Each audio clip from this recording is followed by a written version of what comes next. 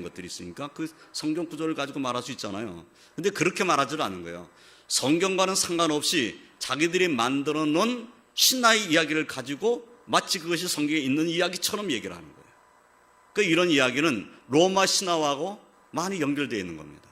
로마가 세계를 지배할 때니까 로마 그리스 신화가 세상에 많이 퍼져 있어요. 그러니까 로마 그리스 신화의 근거를 둔 이야기들이 마치 성경에 있는 이야기처럼 언급되는 거예요. 그런 것은 못하도록 해야 됩니다. 신화, 그 신화에 몰두하지 못하도록. 그 다음에 끝없는 족보 이야기. 이 족보는 어떤 이야기냐면 이런 거예요. 유대인들이 나의 조상이 누구냐 하는 것을 자꾸 드러내기를 원해요. 그러니까 우리 조상이 누구인가 하는 것에 대해서. 특별히 유대인들은 이제 그러지 않겠어요? 또 이제 유대인뿐만 아니라 이스라엘 다른 지파 백성들도 나는 어느 지파 사람이다. 이것을 말하고 싶겠죠. 그래서 어느 지파 누구의 자손이냐.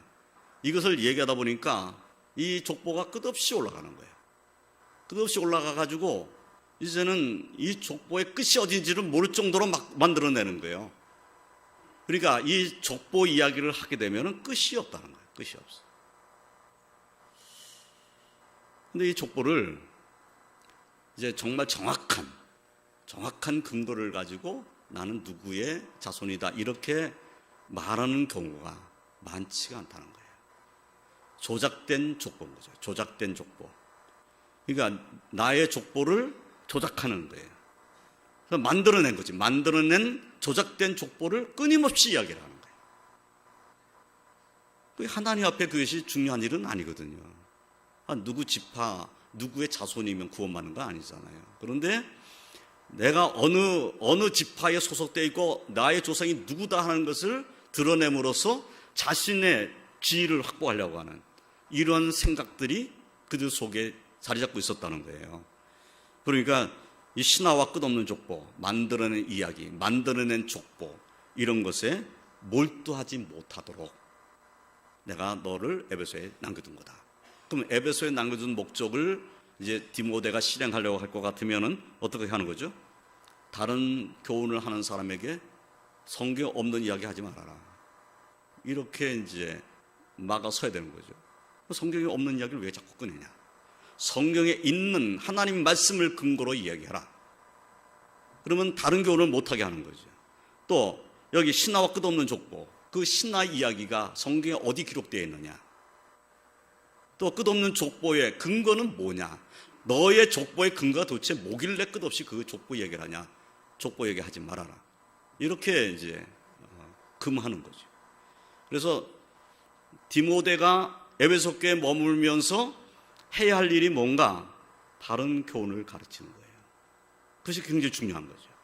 그러니까 여기서 지금 다른 교훈을 따라간다는 것은 주 예수를 믿는 믿음을 벗어나는 것을 의미하는 것이고, 여기 신화나 끝없는 족보에 몰두하는 것은 하나님의 뜻에 순종하는 것을 따라가는 것이 아니라 엉뚱한 자기의 뭔가를 드러내려고 하는, 자기를 스스로 높이고자 하는 목적을 가진 일인 거죠. 그런 것은 해서는 안 되는 거죠. 그래서 지금 에베소에 머물러 있는 디모데가 해야 할 일이 뭐냐? 교훈의 목적을 정확히 알고 그 교훈의 목적에 열매를 거두게 하는 것. 이것이 너를 거기에 둔 목적이다. 이렇게 말씀한 거예요. 그럼 교훈의 목적이 뭡니까? 5절 말씀에 보면 이 교훈의 목적은 청결한 마음과 선한 양심과 거짓이 없는 믿음에서 나오는 사랑이거늘. 그러면 교훈의 목적은 사랑입니다. 하나님의 말씀으로 교훈받는 최종 목적은 사랑이에요. 그래서 근데 사랑인데 앞에 말씀 다시 보면 청결한 마음이 담겨져 있는 사랑을 말하는 거죠. 또 선한 양심. 사랑은 사랑인데 선한 양심이 없는 사랑, 겉모습의 사랑, 이것을 원하는 것이 아니죠. 선한 양심, 또 거짓이 없는 믿음인데 거짓이 없는 믿음. 그 거짓이 없는 믿음에서 나오는 사랑이다. 그러면 교훈의 목적, 하나님의 말씀으로 교훈을 받는 목적은 내가 사랑하는 삶을 사는 겁니다. 예수님의 말씀을 듣고 교훈을 받는 목적이 어디 있는가? 우리가 오늘도 하나님 말씀을 듣고 또 오늘도 이렇게 말씀을 듣는 이 시간에 이 교훈의 목적이 어디 있는가? 교훈의 목적은 사랑입니다. 근데 이 사랑이 청결한 마음, 선한 양심, 거짓이 없는 믿음에서 나오는 사랑이어야 한다는 거예요. 교훈의 목적이 그래서 사랑인데 그 사랑을 청결한 마음, 선한 양심, 거짓이 없는 믿음에서 나오는 사랑이 되도록 교훈하는 것. 이것이 교훈의 목적인 거죠. 그러니까 여기 앞에 다른 교훈을 가르치는 것 갖고는 이 진정한 사랑을 가르칠 수가 없을 것이고, 신하 끝없는 족보에 몰두하면 어떻게 되죠?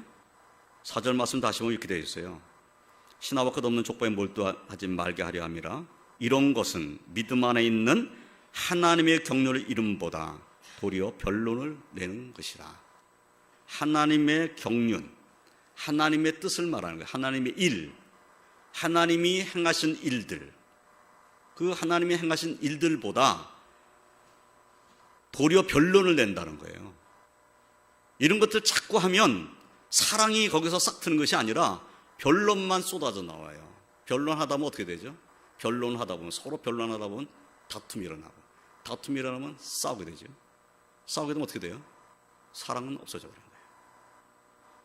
그러니까 신하나 끝없는 족보에 몰두해 버리면은 네가 누구의 자손이냐, 나는 누구의 자손이다, 이거 가지고 너 정말 그 자손이야? 뭐야? 맨날 따지고 앉아 있으면 그 따지는 중에 사랑은 다 없어져 버리는 거예요. 그러니까 이것은 하나님의 일을 이루는 것이 아니에요. 하나님이 기뻐하신 일을 이루는 것도 아닙니다. 하나님의 경륜, 하나님이 기뻐하신 일을 이루는 그런 일이 절대로 되질 않는다는 거예요. 그런데 예수 그리스도의 말씀으로 교훈하면 예수님을 우리가 그 예수님 인격적으로 닮아가기를 원하고, 예수님께서 어떻게 행하셨는지를 우리가 살피고, 그 예수님이 하신 말씀에 대해서 묵상하고, 주님의 뜻이 무엇인지를 다시 묵상하고, 그렇게 되면 주님의 뜻을 따르고자 하는 간절함이 우리에게 생겨난다면, 그렇다면 우리 안에는 사랑이 나오겠죠. 그것도 청결한 마음에서 나오는 사랑, 선한 양심으로부터 나오는 사랑, 거짓이 없는 믿음으로부터 나오는 사랑이 우리에게 있게 되는 거죠. 그러니까 에베소에 디모데가 머물러 있으면서 이 교훈의 목적을 이루어야 된다는 거예요. 오늘날 우리도 마찬가지인 거죠. 우리도 하나님 말씀을 듣는, 교훈을 받는 목적이 어디 있는가? 교훈을 받는 목적은 사랑입니다. 우리가 예수님의 말씀을 듣는 목적이 있는가? 예수님의 사랑을 우리의 삶 가운데서 이루어 가기를 원하는 마음으로 주의 말씀을 들어야 되는 거죠. 그래야 교훈을 받는 목적을 이루는 삶을 사는 겁니다. 교훈은 받았는데, 말씀을 들었는데 내 삶에 사랑이 없다, 내 삶에 청결한 마음, 선한 양심, 거짓 없는 믿음도 없고 거기서 나오는 사랑도 없고, 그렇다면 우리는 교훈을 잘못 받은 자가 되는 거죠. 이것은 하나님 앞에 우리가 변명할 것이 없습니다. 나는 하나님 말씀 들은 적이 별로 없어가지고 잘 몰랐습니다, 이렇게 하나님께서 변명할 수 없잖아요. 내가 교훈을 제대로 받은 적이 없어가지고요, 내가 잘 몰랐습니다, 그렇게 변명할 수 없어요. 변명할 수 없다는 사실을 우리가 깨달아야 된다는 거예요. 그럼 하나님 앞에 내가 하나님 말씀으로 교훈을 받는 이 목적이 내 삶 가운데서 이루어져야 되는 거죠. 저나 성도님들, 내 말씀을 가르치는 저나 말씀을 듣는 우리 모두가 다 이 사랑을 내 삶 가운데서 이루어야되겠다라고 하는 믿음으로 순종해야 됩니다. 저나 성도님들 그런 순종으로 하나님께 영광 올려드리시길 주님의 이름으로 축원드립니다. 그런데 어떤 사람들은 이 교훈의 목적에서 벗어났다는 겁니다. 6절 말씀에 보면 사람들이 이에서 벗어나 헛된 말에 빠져버렸다는 거예요. 그러면 주님의 교훈에 우리가 몰두하고 그 주인의 교훈을 묵상하고 그 뜻을 따라가기 원해야 되는데, 그게 아니라 헛된 말에 빠져버렸어요. 헛된 말을 따라가는 겁니다. 거기에 빠져가지고 거기에 심취해버린 거예요. 신화 좋아하는 사람 신에 빠져버리고, 끝없는 족보 좋아하는 사람 끝없는 족보에 빠져버리고, 그리고 율법주의에 빠진 사람은 율법을 지켜야만 구원받는다는 이 생각에 푹 빠져버리고, 그래가지고는 하나님의 뜻, 하나님 기뻐하시는 삶의 모습이 되지를 못하는 거예요. 그래서 7절 말씀에 보면 심지어 이렇게도 말씀했어요. 율법의 선생이 되려 하나 자기가 말하는 것이나 자기가 확증하는 것도 깨닫지 못하는도다. 지금 사람들이 주님의 교훈으로부터 벗어나서 이 교훈의 목적을 이룬 것에서 벗어나서 헛된 말에 빠졌는데 율법의 선생이 되고 하는 사람도 그렇다는 거예요. 율법을 가르치는 선생이 되고자 하는데 선생이 되고자 하는 그가 자기가 말하는 것이 무슨 얘기를 하는지도 모르고 앉아있다는 거예요. 그러니까 율법을 가르친다고 생각해보세요. 율법을 가르치는 거예요. 율법은 이런 것이다 저런 것이라고 가르쳤어요. 그런데 율법의 목적이 무엇인지를 모르면 이 율법 선생은 지금 자기가 하는 말도 모르는 거예요. 율법의 목적이 뭡니까? 율법의 목적은 우리가 죄인인 것을 알게 하는 것입니다. 그 율법을 가르치는 선생이란다면 율법을 통해서 우리가 죄인인 것을 알게 만들어야 되는 거예요. 그런데 자기가 하는 말도 알지 못해. 이게 무슨 말이냐면 율법을 지켜서 내가 의롭게 된다라고 생각을 하는 거예요. 나는 의롭다. 왜냐하면 내가 율법을 지켰기 때문에. 그런데 율법의 목적은 율법을 인해서 네가 죄인인 것을 알라는 거거든요. 그러니까 율법을 가르치면서도 율법의 뜻을 알지 못하고 자기가 확증한 것도 제대로 깨닫지 못하는 거예요. 내가 율법을 지켰기 때문에 난 구원받았어. 확증했다고 하자고요. 그렇다고 해서 구원받는 게 아니라는 거예요. 그러니까 율법의 선생이 되고자 하지만 율법의 선생이 되고자 하는 그가 하나님 뜻을 제대로 알지 못하고 있다는 거예요. 이것이 문제라는 거죠. 그러니까 너는 에베소에 머물러 있으면서 율법의 선생이 되고자 하면서 율법의 뜻을 알지 못하는 자에게 확실한 복음의 진리를 가르쳐라. 복음의 진리는 율법으로 말미암아 정죄받은 죄인이 예수 그리스도를 믿음으로 말미암아 구원받는다는 거죠. 그것을 가르쳐야 되는 거죠. 그래서 예수님의 십자가의 사랑이 얼마나 내게 큰 것인가를 알게 하는 것이 참된 교훈입니다. 율법을 너 율법을 잘 지켜서 너는 정말 거룩한 하나님 백성이야. 그런다고 의롭게 되는 것이 아니라는 거죠. 내가 너를 보니까 너는 율법을 더 잘 지키고 정말 넌 진실한 사람이야. 그러니까 너는 구원받았어. 이렇게 말한다고 구원받는 게 아니잖아요. 하나님이 보실 때 지금 이런 모습이어야 돼요. 청결한 마음, 선한 양심, 거짓 없는 믿음. 그것부터 나는 사랑이 있어야 되잖아요. 그런데 그것을 몰라. 하나님의 사랑, 예수님의 십자가의 사랑이 얼마나 큰지를 몰라. 왜냐하면 내가 의인이기 때문인 거예요. 난 율법으로 말미암아 나는 의인이야. 율법을 순종해서 나는 완전한 의인이야. 예수님 십자가에 보이는 나에게는 아무 의미가 없어요. 무슨 사랑을 안다는 거예요. 예수님의 십자가의 사랑을 알지 못하는 자가 무슨 사랑을 안다고 말할 수 있겠어요. 그러니까 이 율법 선생이 되려고 하지만 자기 확증하는 것도 깨닫지 못하는 어리석은 자의 모습이라는 거죠. 그러니까 너는 제대로 가르쳐야 된다. 복음 진리를 가르쳐야 된다. 이 말씀을 지금 하고 있는 거죠. 8절 말씀에 그러나 율법은 사람이 그것을 적법하게만 쓰면 선한 것임을 우리는 아노라. 그렇죠. 율법을 잘 수행하면 아주 좋은 겁니다. 율법을 통해서 이것이 하나님의 뜻인데 이거 불순종하면 안 돼. 이런 유익한 교훈을 받잖아요. 그러니까 율법을 잘 쓰면 아주 선한 것이라는 거예요. 또 율법을 잘 쓰면 율법으로 인해서 내가 죄인인 것을 알게 되는 것이니까 이것은 선한 열매를 맺게 만드는 거죠. 내가 죄인임을 알고 하나님 앞에 회개하게 되고 예수를 영접한다면 율법을 참으로 선하게 쓰여지는 겁니다.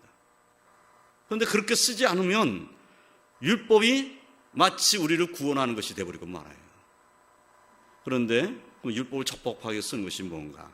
9절 이하의 말씀은 이렇게 말하고 있어요. 알 것은 이것이니 율법은 옳은 사람을 위하여 세운 것이 아니요 오직 불법한 자와 복종하지 아니하는 자와 경건하지 아니한 자와 죄인과 거룩하지 아니한 자와 망령된 자와 아버지를 죽이는 자와 어미를 죽이는 자와 살인하는 자며. 지금 율법이 어떤 사람에게 정말 중요한 것이냐? 하나님 앞에 악을 행하는 자에게 굉장히 중요한 것이라는 거예요. 왜냐하면 이 율법으로 말미암아 정죄받게 되는 거예요. 이 사람들이 하나님이 얼마나 두려운 분인가를 율법을 통해서 알게 되는 거죠. 10절에도 음행하는 자와 남색하는 자와 인신매매하는 자와 거짓말하는 자와 거짓 맹세하는 자와 기타 바른 교훈을 거스르는 자를 위함이니. 그러니까 율법이 있음으로 해서 이렇게 악을 행하는 자가 하나님 앞에 정죄받는다는 것이 분명히 밝혀진다는 거죠. 그러니까 그것을 잘 수행하면 이것이 유익하다는 거예요. 악을 행하는 자가 있어요. 여기 지금 악을 행하는 자, 심지어 아버지를 죽이는 자, 어머니를 죽이는 자, 살인하는 자를 언급해 놓고 있잖아요. 이런 자들은 당연히 정죄받을 자예요. 그런데 율법을 통해서는, 율법은 더 확실하게 정죄를 해놓고 있어요. 그러니까 이러한 죄를 범하는 자는 하나님의 율법의 정죄를 피할 수가 없다고 하는 확실한 교훈을 받게 되는 거죠. 그러니까 악을 행하는 자들에게는 이 하나님 말씀 율법이 정말 저들로 하여금 자신이 죄인임을 깨닫게 하는 아주 중요한 도구가 될 수 있어요. 그러니까 이것을 잘 쓰면 귀한 것이라는 거예요. 그런데 율법의 정죄를 받았어요. 이들이 자기의 죄를 이제 그럼 인정하게 됐다고 하보자고요. 그럼 인정한다고 구원 받습니까? 내가 죄인입니다라고 인정한다고 구원 받냐 그 말이에요. 예수를 믿어야 구원 받는 거예요. 율법을 통해서 내가 지금 행한 일들이 옳지 않은 일이고 내가 하나님 앞에 정죄받아 마땅한 일이라는 것을 알았어요. 알았다고 구원받는 것이 아니라는 거예요. 그 죄를 회개했어요. 회개했는데 예수님을 영접하지 않았어요. 구원받을 수 없어요. 분명한 것은 뭐냐면 예수님을 믿는 믿음을 가져야 구원받는 거예요. 그러니까 율법을 잘 사용하면 이들이 내가 지금 이 행한 일은 하나님의 뜻에 어긋난 일이구나 알게 할 수는 있어요. 그러나 알게 했다고 구원받게 하는 것은 아니라는 거예요. 그래서 율법으로 구원받는 것이 아니라 율법은 정죄를 하고 죄인인 것을 알게 하고 그래서 자신의 죄를 회개하게 하고 그래서 예수를 영접하게 하는 거예요. 그래서 예수를 영접해야 진정한 구원을 받게 되는 거죠. 그러니까 사도 바울이 지금 이 디모데를 에베소 교회에 남겨둔 이유는 그들에게 참된 복음을 가르침으로써 그 은혜 가운데 거하게 되기를. 그래서 다른 것, 참된 교훈이 아닌 다른 것에 얽매여 있지 않게 하려고, 예수를 믿는 믿음만에 거할 수 있도록 해주려고 너는 거기 남아있어라, 내가 그렇게 말한 것이다. 그러니까 너는 에베소에 있으면서 성도들을 복음으로 잘 가르치라는 그러한 교훈을 하는 거죠. 그래서 11절 말씀에 이 교훈은 내게 맡기신 바 복되신 하나님의 영광의 복음을 따름이니라. 복음을 따릅니다. 이 말은 지금 사도 바울이 디모데를 통해서 정말 에베소 교회에서 이루어지기를 소망하는 것이 뭔가 하는 것을 우리에게 알려주는 거죠. 복음이, 진정한 복음이, 예수 그리스도의 복음이 에베소 교회에서 더 강력해지기를 원하는 그러한 소원을 가지고 사도 바울이 이 디모데를 에베소 교회에 놔뒀다 하는 거예요. 그러니까 이제 디모데가 에베소 교회를 목회하게 되는 거죠. 그 에베소 교회에 지금 그런 목회자가 누구냐면 디모데인 거예요. 근데 디모데는 젊고, 그리고 사도 바울과 디모데를 성격을 비교해 봤을 때 이런 거예요. 사도 바울은 아주 강한 인상이에요. 그래서 사도 바울이 뭐라고 말하면 그 말에 토를 달 만한 사람이 없을 정도로 아주 강력한 인상이에요. 우리가 성경 읽으면서 사도 바울의 사도가 어떤 분일까 하고 생각할 때 그런 인상이 짙습니다. 그분 앞에서 그분이 말씀하고 있는데 토를 달 수 있는 그런 분은 아닐 것 같아요. 그런데 디모데는 어떨까요? 디모데, 젊은 디모데가 말할 때는 토를 달 만한 일들이 벌어지는 거예요. 그러니까 사도 바울과 디모데를 비교해 봤을 때 누구도 사도 바울의 말씀에는 거역할 그런 여지가 별로 없어 보여요. 그런데 디모데가 말씀하면은 디모데는 젊고 디모데는 사도 바울보다 그렇게 강력한 그러한 성격의 소유자가 아닌 것 같고, 또 사도 바울이 디모데를 봤을 때도 좀 유약해 보이고 걱정스럽고, 디모데 생각하면 디모데 눈물이 생각난다고 그러잖아요. 그러니까 디모데는 눈물이 많은 사람이에요. 그러니까 그런 것을 생각해 봤을 때 사도 바울은 디모데가 좀 걱정이 되는 거죠. 아직 젊은 이 목회자가. 그래서 이 편지를 보내가지고 디모데 보고 네가 거기 있어야 할 이유가 뭔지를 확실하게 심어주고, 그리고 그것을 이루려고 힘쓰라고 권면하는 말씀을 주신 겁니다. 다시 한번 정리해 보면 이 교훈은 오늘날 우리들에게 주시는 교훈입니다. 자, 우리 교회는 지금 어떤 교회가 되어야 되겠습니까? 우리 교회가 예수 그리스도를 믿는 이 믿음을 따르는 교훈을 언제나 잊지 아니하고 순종하는 삶을 사는 그런 성도로 가득한 교회가 되어야 되겠죠. 우리 교회에 다른 교훈이 들어온다? 있을 수가 없는 일입니다. 오직 예수 그리스도를 믿음으로 말미암아 구원받는 진리 외에 다른 진리가 없다고 하는 이 확신을 가지고 우리가 살아야 되는 거죠.